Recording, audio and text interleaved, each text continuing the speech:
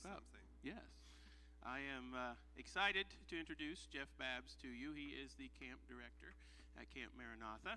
He and his wife Shelby have been there since 2016. They have 3 children, and they have provided a wonderful place for our kids to go. And not just for our kids to go, but families to go. They had a wonderful women's retreat yesterday. Just all kinds of good things happening at Camp Maranatha. So if you would, give a hand to Jeff Babb.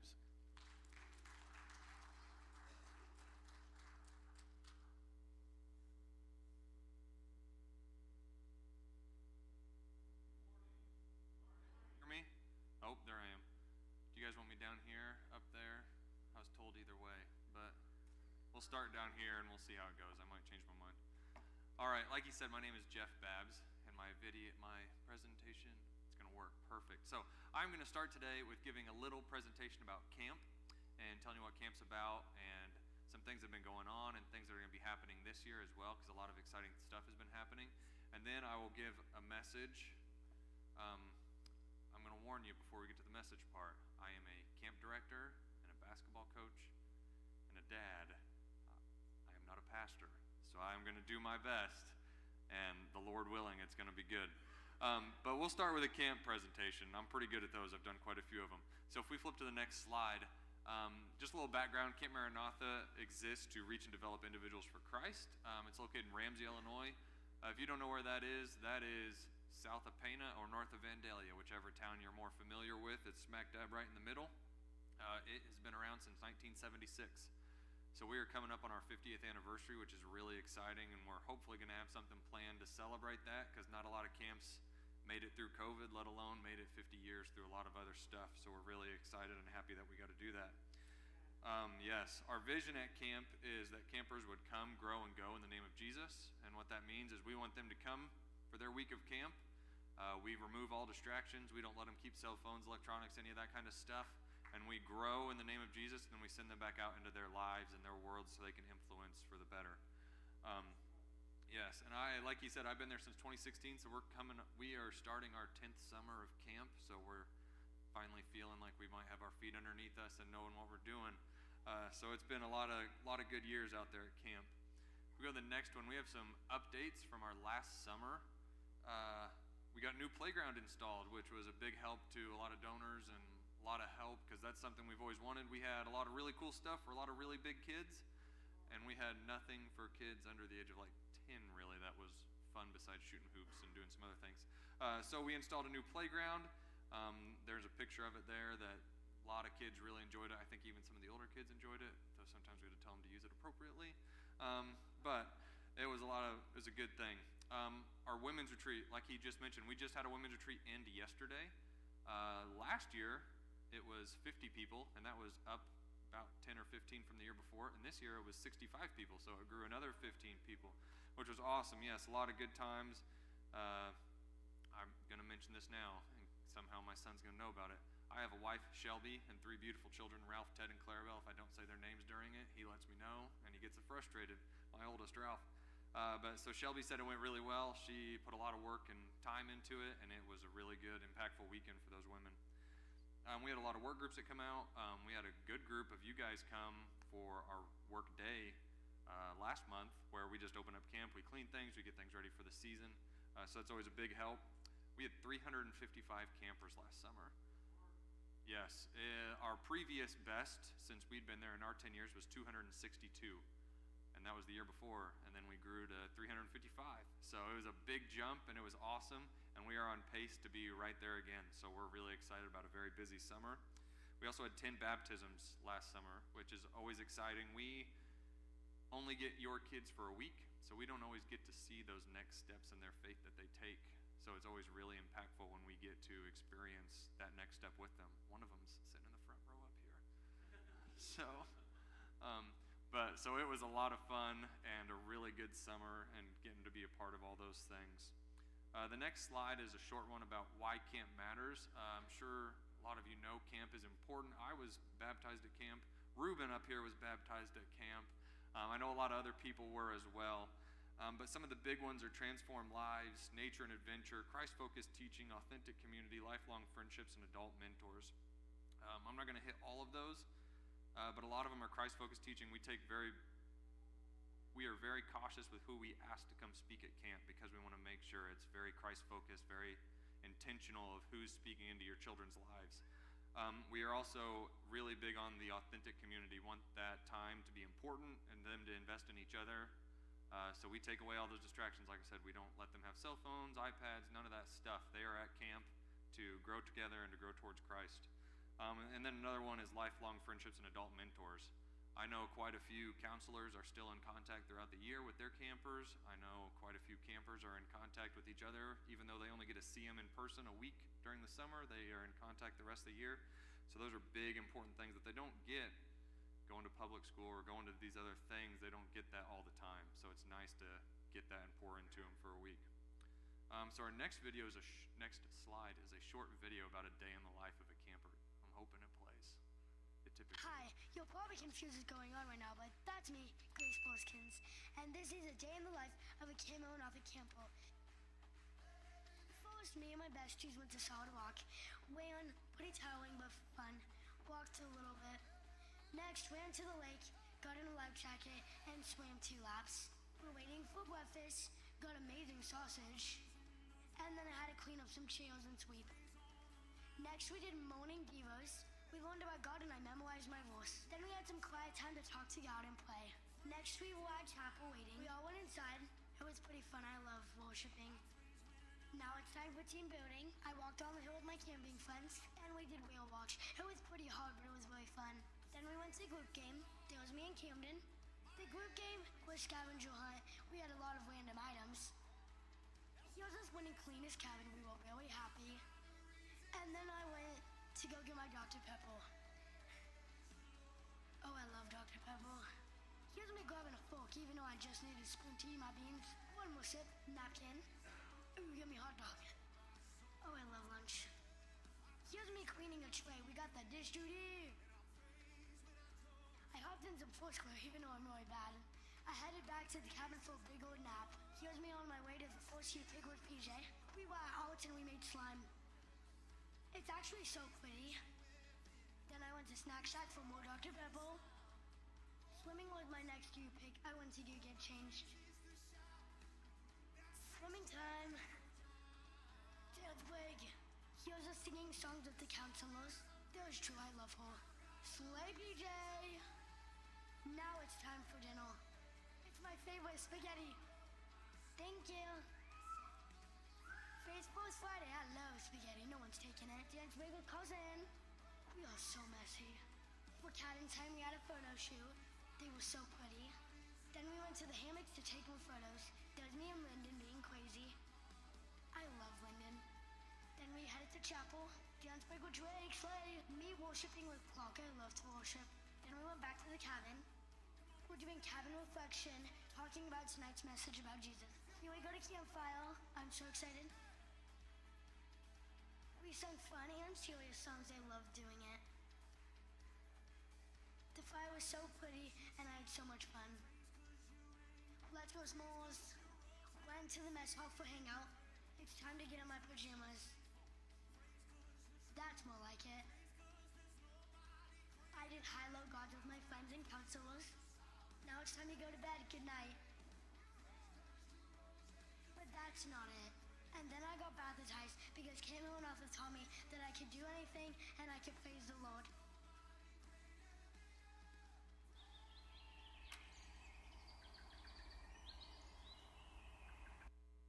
Yeah, so that was one of our students that also got baptized this year, and like I said, it's pretty impactful to see those steps. She's been coming to camp for 3 or 4 years now, so it was awesome to be a part of that with her.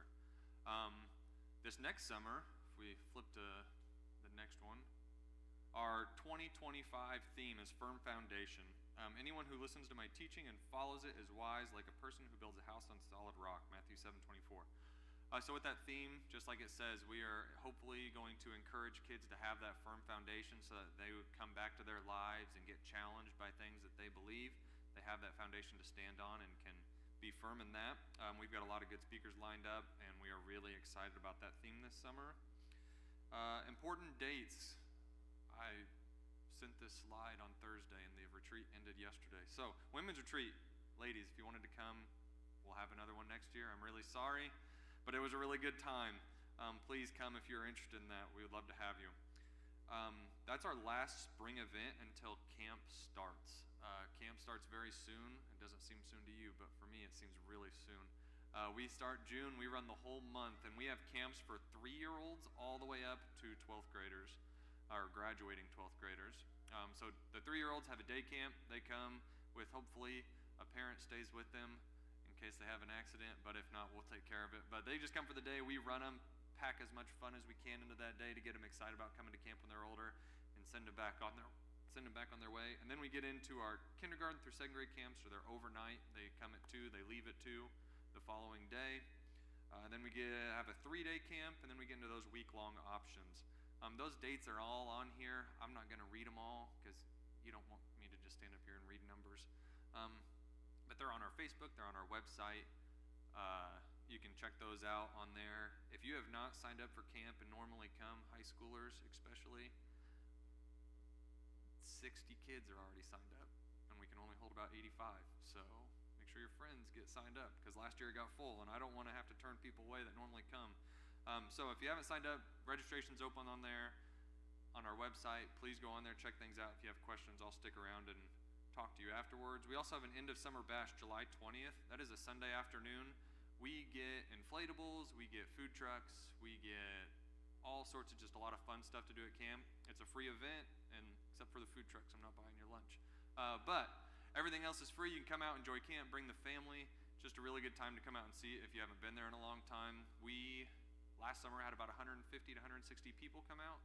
So it was a really good event, and we'd love to get that even more people coming out just to know camp's around and growing and improving. So please come out to that event if you'd like. The next slide, I'm almost done with the camp presentation part, I promise. Ways to get involved. Typically when I come to a church, people ask me how we can get involved. There's lots of different ways. Volunteering is a big one. We have work days. You can come on your own. I'm there every day working. If you want to come give me a hand, that'd be great. Also, we need cooks in the summer. We're always looking for cooks to help out in the kitchen.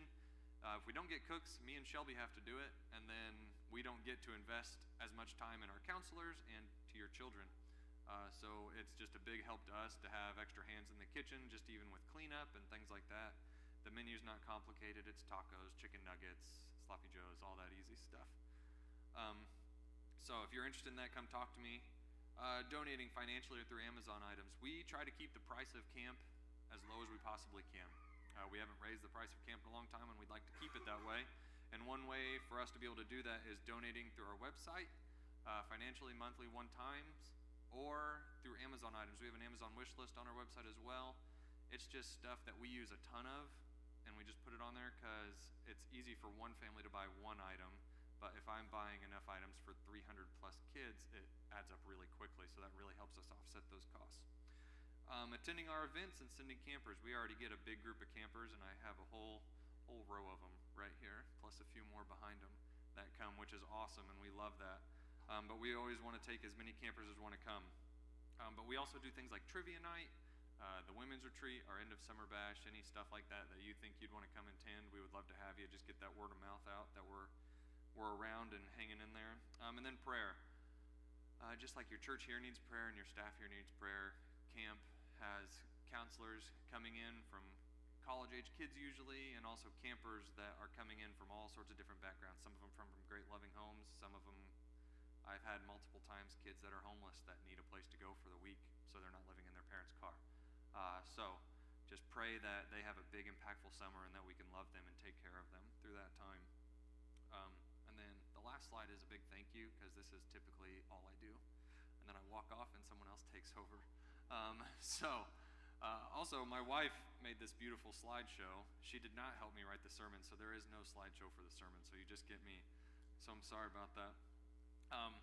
But today, we are going to talk about wilderness. If you haven't guessed it, I really enjoy being outside. I live at a camp. I work at a camp. Ruben likes being outside. He gave me a thumbs up. So we are going to talk about the wilderness and how God can use that wilderness to help grow us and to protect us and sometimes to speak to us as well. We're also going to talk about how the wilderness can be scary sometimes. It's not always great. It's not always fun, but it's necessary. I don't know about you, but wilderness, like I said, is a big part of my life. I camped a lot as a kid. My family took more than one vacation tent camping. My parents told us when we were little because it was fun, but I learned later because we didn't have a lot of money, and a tent was cheaper than a hotel. So we went tent camping a lot, and I loved it. When I got into grade school, my aunt watched us in the summer. She was a teacher, and she had this rule that I just thought was the worst. That anytime I would normally be in school, I had to be outside. And I just thought that was terrible. We'd get out there, and at 8 o'clock, she'd be like, all right, outside, unless it was pouring down rain. We had to be outside for 8 hours a day, which was great. Within 30 minutes, we weren't bored anymore, and we were just running around playing in the creek, doing all sorts of stuff we probably shouldn't have been doing. But it just impacted us a lot being outside all that time. So I'm going to give you some fun facts about wilderness. Before that, I'm going to talk about the reality of the situation that some of us are in. Did you know that the average adult spends 7 hours a day on a screen, not including work? It means between TV and cell phone, you are on a screen, average of 7 hours a day. And that was actually from a few years ago numbers, so it's probably even more. Teenagers are on a screen an average of 6 hours a day outside of school. And my kid is in kindergarten, and he is on a computer I hate it, because I'm not going to go and tell the teacher, hey, stop doing that. But I sure would like to. So outside of school, your average teen is 6 hours a day on a screen between phone and computer and TV. Again, not including schoolwork, which if you haven't been in a high school very often, they use a Chromebook and a screen all day long. So that is the reality of how often we are sitting there looking at a screen. Now, some positives about being outside away from those screens. It helps improve vitamin D, helps improve sleep. It lessens anxiety, which, fun fact, as of this year, 1 in 5 people are affected by. It's a little higher for teenagers. It's like 1 in 4. Also lessens depression, which is, again, in the last 3 years have rose almost 15% in both adults and teens. It improves focus, it boosts immunity, and my favorite one, it helps reduce symptoms of ADHD. Study in New Zealand about 6 years ago showed that if a kid with severe ADHD spent at least 90 minutes outside, it would alleviate about 70% of those symptoms without medication. So that is just the power of being just outside, away from screens and being in green spaces. So today, we're going to talk about that kind of wilderness, being outside, but also about how it can be scary and something uncomfortable. I'm going to give you an example of something that makes me uncomfortable that's a wilderness for me. Worship. I love worship. Love it very much. One thing that I cannot do is raise my hands during worship. I don't know why. I do know why, because I'm an overthinker and I think about everything.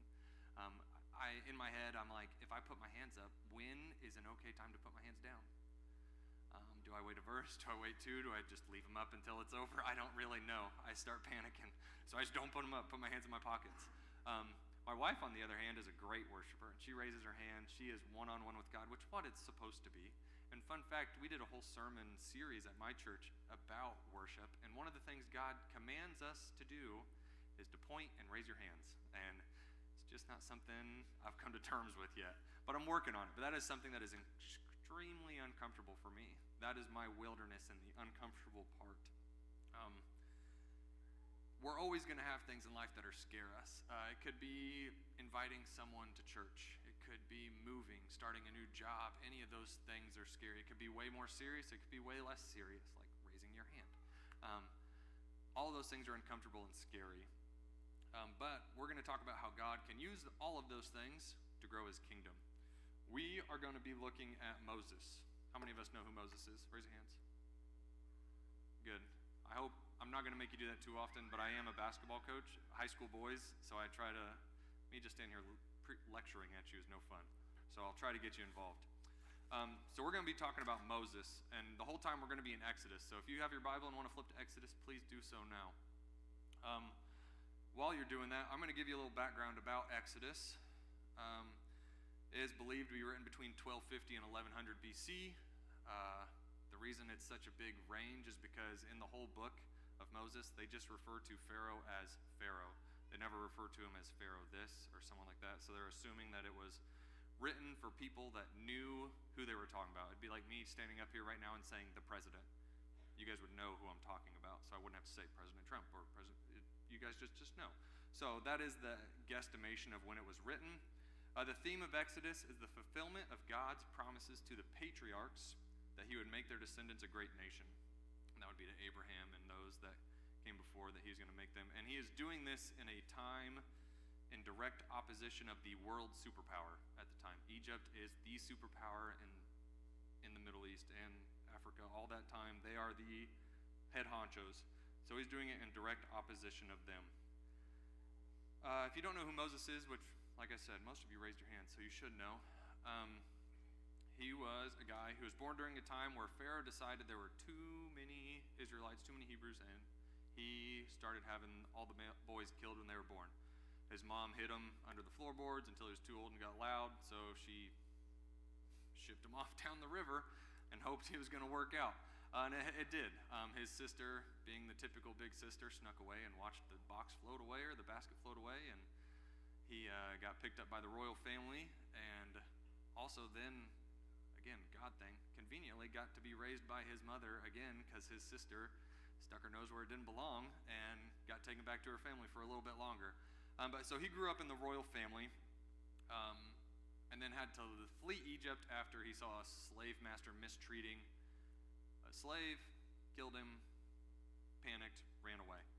So that's where we're going to be picking up. We're going to be in Exodus chapter 3, and I'm going to read 1 through 4 real quick.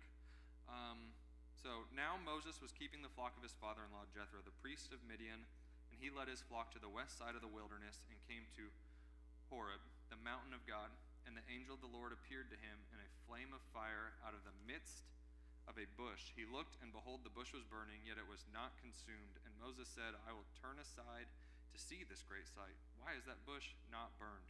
When the Lord saw that he turned aside to see, God called to him out of the bush, Moses, Moses, and he said, Here I am.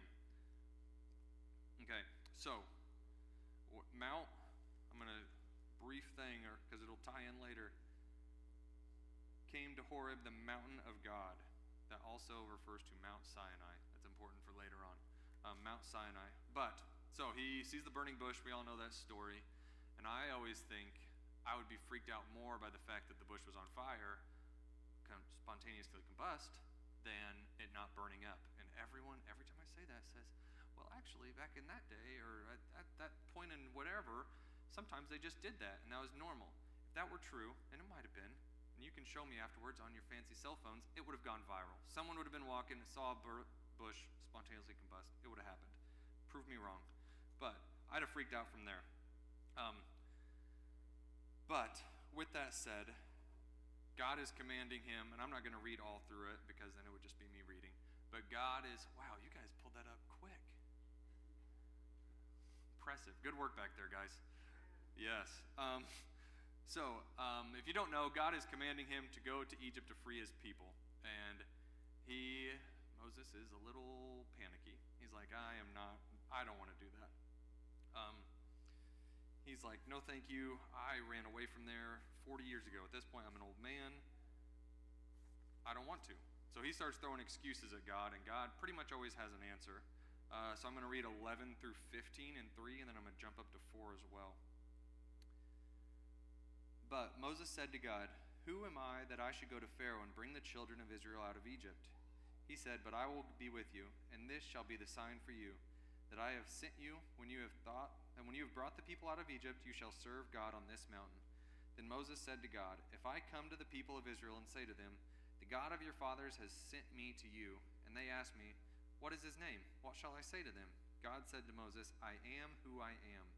And he said, Say this to the people of Israel, I am has sent me to you. God also said to Moses, Say this to the people of Israel, The Lord, the God of your fathers, the God of Abraham, the God of Isaac, and the God of Jacob, has sent me to you. This is my name forever, and thus I am to be remembered throughout all generations. So Moses is worried that they won't know who sent him, and he gives them a pretty powerful statement that I am, period. I am God. I am who I am. I am unchanging. They will recognize me by these other things. And then chapter 4, this is when Moses starts to get a little whiny. Chapter 4, 10 through 17. But Moses said to the Lord, "O my Lord, I am not eloquent, either in the past or since you have spoken to your servant, but I am slow of speech and of tongue."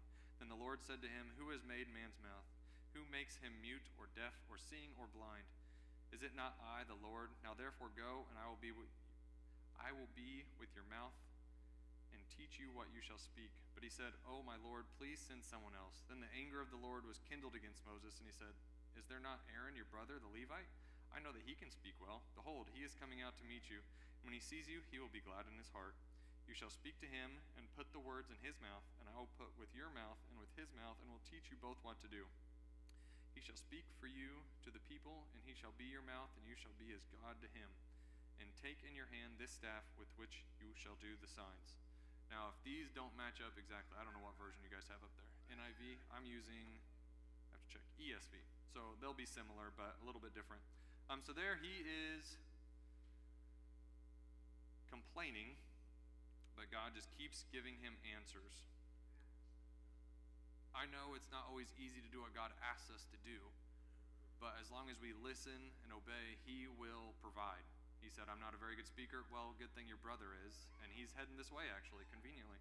So, as long as we listen, he's going to take care of those things. So the first point I have, you need to accept God's call even when it scares you. You need to accept God's call even when it scares you, because he's going to take care of the rest. With that, we're going to skip a little bit further ahead. We're going to skip up to chapter 13. So if you want to flip up there. This is right when Pharaoh decides, I've had enough. The plagues have happened. And he's like, "You guys can go. You can leave. I'm done with you." So we're going to read a little bit what happens here. And that is 13, 17 through 22. When the Pharaoh let the people go, God did not lead them by way of the land of the Philistines, although that was near, for God said, "Lest the people change their minds when they see war and return to Egypt." But God led the people around by the way of the wilderness towards the Red Sea. And the people of Israel went up out of the land of Egypt, equipped for battle. Moses took the bones of Joseph with him, for Joseph had made the sons of Israel solemnly swear, saying, "God will surely visit you, and you shall carry up my bones with you from here." And they moved on from Succoth and encamped at Etham on the edge of the wilderness. And the Lord went before them by day in a pillar of cloud and led them along the way, and by night in a pillar of fire to give them light, that they might travel by day and by night. The pillar of cloud by day and the pillar of fire by night did not depart from before the people. So, God knew that it was scary, and he knew his people well enough that they were going to chicken out if he made them encounter conflict too early. So he took them into the wilderness to protect them. He took them through the wilderness, and they camped near the wilderness to protect them. Now, shortly after that, Pharaoh decides, "Hey, I would like all my free labor back, because it's really expensive running a country when you lose, I think it was 400,000, 500, a lot of people that you weren't really paying to work anyways." So he decides to send his army after them. So chapter 14, 9 through 14, we're going to read real quick. The Egyptians pursued them, all of Pharaoh's horses and chariots, and his horsemen and his army, and overtook them and camped at the sea by, anybody got a guess? Huh? What he said. In front of Baal-zephon. When Pharaoh drew near, the people of Israel lifted up their eyes, and behold, the Egyptians were marching after them, and they feared greatly. And the people of Israel cried out to the Lord. They said to Moses, "Is it because there are no graves in Egypt that you have taken us away to die in the wilderness? What have you done to us in bringing us out of Egypt? Is not this what we said to you in Egypt? Leave us alone that we may serve the Egyptians, for it would have been better for us to serve the Egyptians than to die in the wilderness." And Moses said to the people, "Fear not, stand firm and see the salvation of the Lord, which he will work for you today. For the Egyptians whom you see today, you shall never see again. The Lord will fight for you, and you only have to be silent." Yes, so instantly God already knew. He took them into the wilderness to protect them from conflict. They get a little bit of conflict, and they instantly start whining. They are promised, hey, we're going to go to the promised land. I'm going to take care of everything for you. And instead they whine. How many parents do I have in this room? A lot of us? A lot of us? Yeah. I've got 3 children that I love dearly, and I'm glad they're not here to hear me say this. But we take them to do a lot of fun things. We live pretty close to St. Louis, so we go to the zoo because it's free. We go to Busch Stadium. We go to a lot of cool things, but that's a drive that's longer than 25 minutes. So the whole time, they whine and complain, even though the end result is something really cool and for them. Granted, I also love going to the zoo and the golf ball game, so I want them to behave so Mom doesn't say turn the van around. But either way, that's all they do is they whine the whole time, even knowing what the end result is. The Israelites had less of an idea, but they knew they were going to the promised land and they were going to be taken care of, and instantly they start whining. They would rather have the security of slavery than the risk of faith. Rather than risking faith and having all this great things provided to you by God, they'd rather have the security of slavery, knowing that they aren't going to have to worry about anything, and it's just what they're used to. And that's terrible. Sometimes we have to get out of our comfort zone in order to do what God is asking us. Preaching is out of my comfort zone. Raising my hands and at worship is way out of my comfort zone. But I've done it a few times. I won't do it. Oh, yes, thank you. I try. I do it sometimes, but it's out of my comfort zone. But we have to do it. So my second point is that we need to trust God when He is leading you, even when it is outside of your comfort zone. We need to trust in Him even when He's asking us to do something we might be a little scared of. I've got one more point and one last bit of scripture. We are going to talk about when Moses they're through the Red Sea, they're never going to see the Egyptians again, and now he's taking them to Mount Sinai, which is where he encountered God the first time, and he said, bring them back here. So he's going to Mount Sinai again. I am not going to bore you with the 20 chapters of how to build the temple and the ark and all those things. We're going to skip that and jump right to chapter 32. Chapter 32, 1 through 14. When the people saw that Moses delayed to come, a little background. He has gone up into the mountain of Mount Sinai. Everyone else camped down below. So he is up there getting essentially the 10 Commandments and some other instructions from God directly. When the people saw that Moses delayed to come down from the mountains, the people gathered themselves together to Aaron and said to him, up, make us gods who shall go before us. As for this Moses, the man who brought us up out of the land of Egypt, we do not know what has become of him.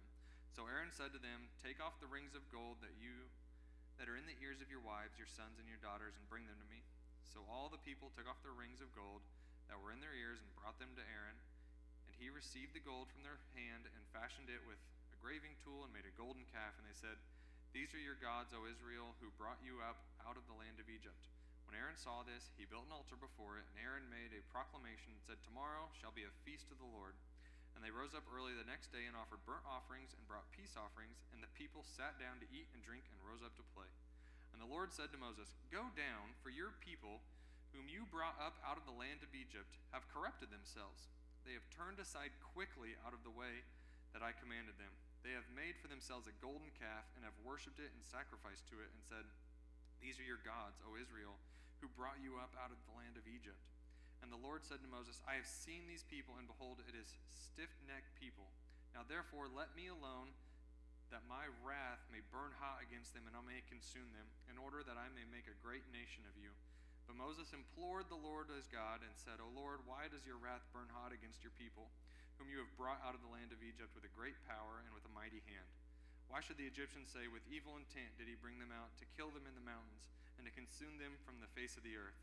Turn from your burning anger and relent from this disaster against your people. Remember Abraham, Isaac, and Israel, your servants, to whom you swore by your own self, and said to them, I will multiply your offspring as the stars of the heaven, and all this land that I have promised I will give to your offspring, and they shall inherit it forever.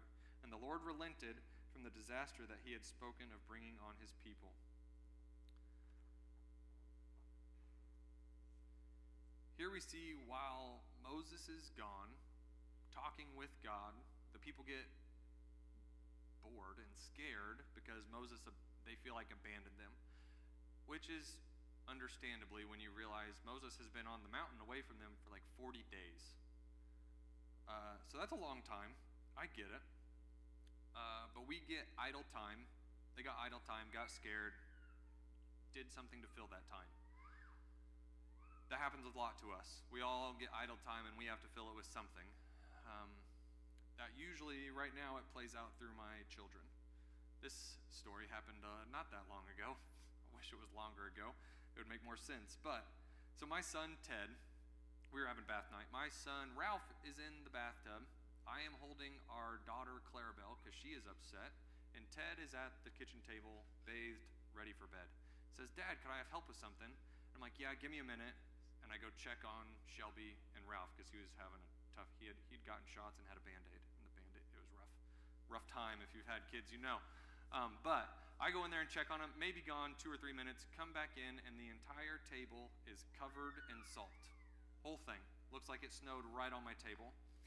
I have no idea what he needed help with. It was probably a snack, which he gets all the time by himself, so I don't really know why he needed my help to do that. But he decided to take matters into his own hands and cover the table in salt, which was more of a punishment for me because I had to clean it up. But Ted got idle time, didn't know what to do with it, and filled it with an unwise choice, which he was only 3, so it makes sense. But we all do that. We all fill our time with something, and we need to make sure it's filled with wise choices. The people of Israelites had idle time, and despite the fact that the mountain was covered with smoke and smog, showing that the presence of God had descended on it, knowing that he was still there, they chose something else. So my third point, and band, you can start working your way this way because I'm almost finished. My third and final point is when we are in the wilderness, don't let a lack of an answer be the answer. Sometimes you're going to be in the wilderness for a little while before you get that answer that you need.